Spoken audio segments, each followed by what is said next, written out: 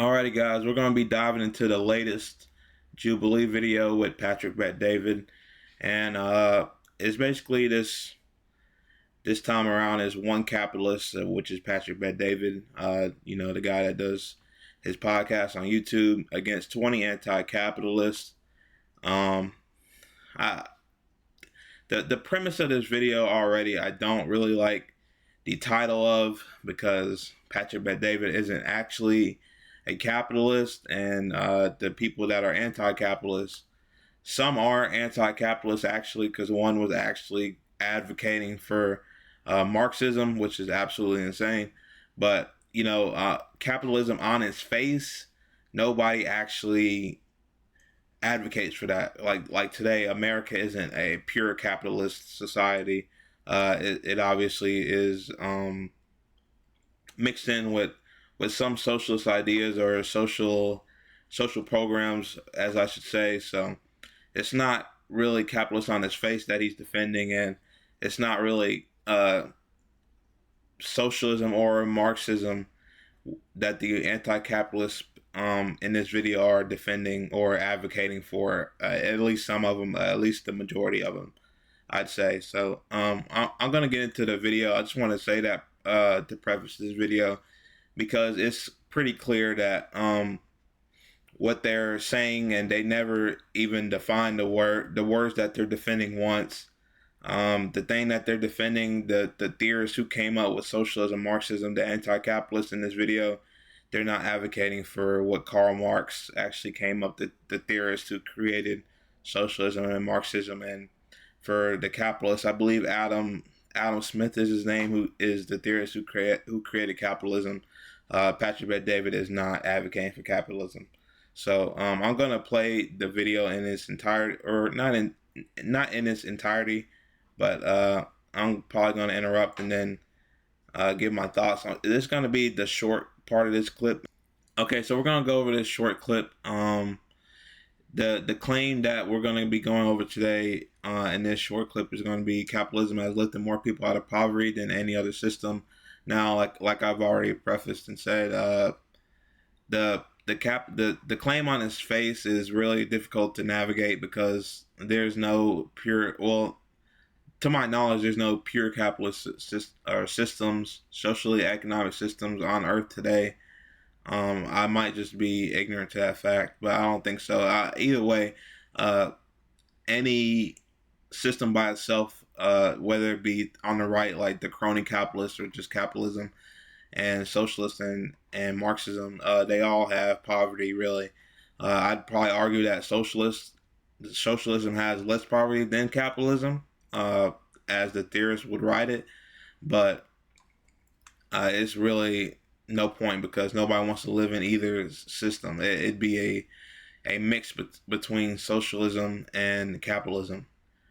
So I just wanted to say that, but we'll get into the video. How's it going, man? What's your name?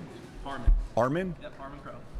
When you said capitalism is the best form of economic organization the world has ever seen, it made me think of a very particular picture from history. Mm-hmm. So I don't know if you know this, is a little history lesson. In 1900, King Leopold II of Belgium determined that the entire land of the Democratic Republic of the Congo was his personal property.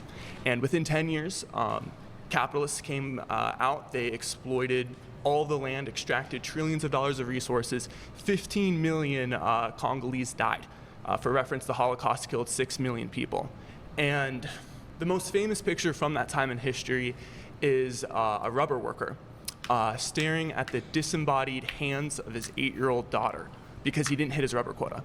I'm willing to bet that man worked harder to hit that rubber quota than anything you've ever worked for in your entire life. And I think when you say this is the best system that's ever been created, to me, that's the result. That's what happens when there's no rules. It's devastating when you hear stories like that. I don't disagree with you. They had it hard. They worked very hard, and they had risk on the line. Many times it was their lives that was on the line. And you see that in many different places when you go back and study history. That's why today in America, that can't happen. In America, you have a choice to do what you want to do with your life. When we go back and look at those stories, we can go to see what communism did. How many lives were killed because of communism control. You don't need to go through that number. You hear the numbers between 60 to 100 million. We can go that route. But if you're talking about which provided the best economical system today, you judge it by how many want to go live somewhere that gives you that opportunity, and that is America. Do you know why kids can't work in America? Why kids can't work in America? Yeah, why there's child labor laws. Yeah, because of child labor laws. It was labor unions. They were getting shot at by police officers to fight for the weekend, to fight for the 40-hour work week. Yeah. Another good example is the 1908 mill children's strike. It was thousands of kids who were working 80-hour work weeks striking so they would only have to work 50 a week. One thing I do want to say is I think Patrick Bet-David one of the I don't know if I want to say few, but one of the people that I do know on the right that I think personally is good faith. But what I think what he fails to think of in this claim is, okay, so when he says, capitalism is, better than socialism in terms of it's lifted more people out of poverty. If we're claiming today's America, if you want to claim that as capitalist, then sure, I have no problem with that. I don't think anybody has a problem with that, right? But the problem is when America first started its economic system, that was the purest capitalist society you can get. All right, like this guy said, there was no child labor laws. The children worked. The children worked. There was low taxes. The whole 9 yards, and even the story of him. Sometimes if you have really bad capitalists, they'll kill you for if you don't meet a quota. I'm sure that's happened under slavery.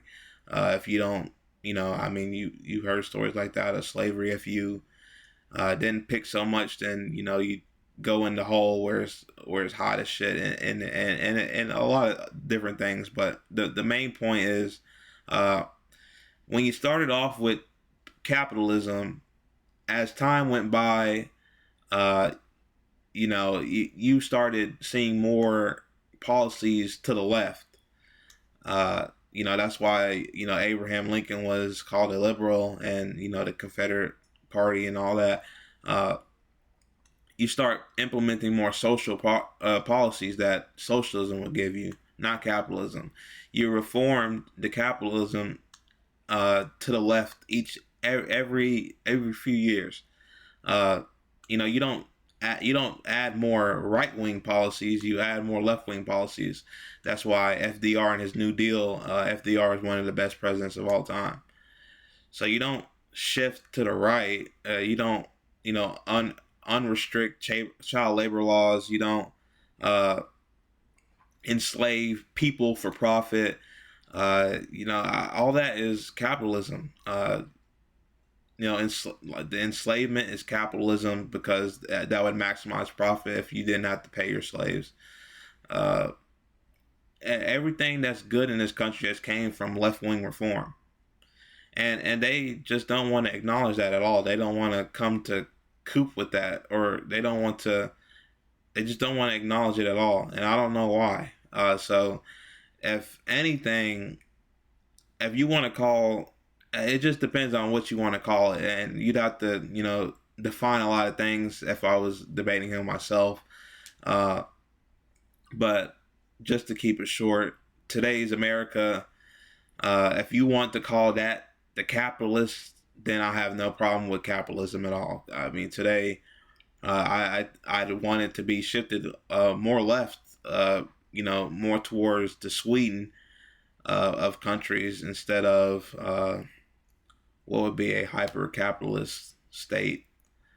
I think, like, Venezuela is hyper-capitalist, I believe, or any hyper-capitalist country. The UAE, I think the UAE is pretty hyper-capitalist, but in most countries, you have socialist ideas like free Medicaid for all, or free Medicaid for all, or something like that. That's very popular among countries. So that's all I'm advocating for. And more social programs like that is always popular. So yeah, let's play it more. That's what happens video. when there's no rules, right? And then the government had to come in and only have to work 50 a week. That's what happens when there's no rules, right? And then the government had to come in and say, you can't employ children. So I think capitalism We don't itself, disagree here with that. I don't think we're sitting here talking about child labor. Are you hearing me talking about capitalism is the best system because it provides child labor in America? I'm No. saying that capitalism, there's no guardrails inherently. The government has to come in. People have to go and organize. And I think what you've seen for the past 50 years under neoliberal politics is that's slowly being chipped away. All of the good things of the New Deal, like Social Security, the 40-hour work week. I do think you need law and order, but also at times, the amount of rules you put in place can prevent incentives. Right now, if you think about drones, warfare is changing, okay? And 70 to 80% of all drones that are being built today are being built by a company called DJI in China. Ukraine was building 1,000 drones a day at $500 and going and hitting $5 million equipment of Russia, destroying them. 68% of their attacks was from drones. When you come to America, look at us. We're at 1 to 2% at the top. Let me explain my point to you here. Part of it is overregulation. Overregulation, FAA laws, this laws, that law. So 500 startups that got into the drone business, they walked away because it's overregulation. Many cases, when you say, I want to put this rule in place, great. Another person, no, I want to go this much. No, I want to go this much. No, I want to go this much. It eventually gets to the point that it chokes the innovator, and that's also not good. I would disagree. I think regulation is the reason why there's no lead in our gas. You were talking about incentives. The only incentive that really matters to a good capitalist is profit. It is profitable to put lead in the gas. And it doesn't matter if it lowers the IQs of kids living nearby by 15 points. Unfortunately, someone's convinced you at a young age that these capitalists are bad people. Well, then that they're why terrible were they fighting human against? beings. Why were they fighting against taking lead out of their gas? Think about it this way. The main thing. I don't know if you know Michael Burry. You ever seen the movie Big Short? Yeah. At the end of the movie where it says, Notice how he didn't answer that question as well. Just by the way, that I'm not an expert on gas, but obviously lead in gas is a way